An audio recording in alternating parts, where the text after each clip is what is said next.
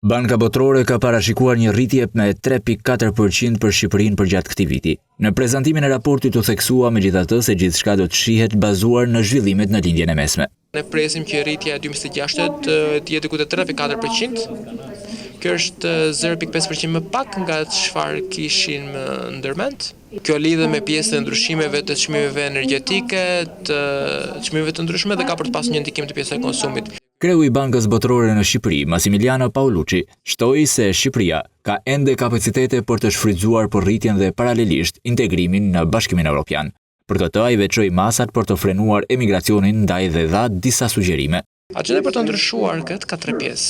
Së pari, bëjeni punën të vlefshme financiarisht. Marrja një punë duhet gjithmonë të lërë familjet më mirë nga ana financiare, jo më keq, pas taksave, pas humës së përfitimeve sociale.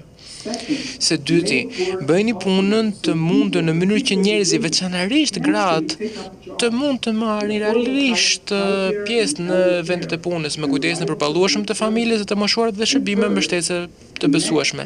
Dhe së treti, lidheni njerëzit me vendet e punës duke ndërtuar aftësitë që kërkojnë punëdhënësit dhe duke ndihmuar njerëzit të gjejnë dhe të mbajnë punën e tyre.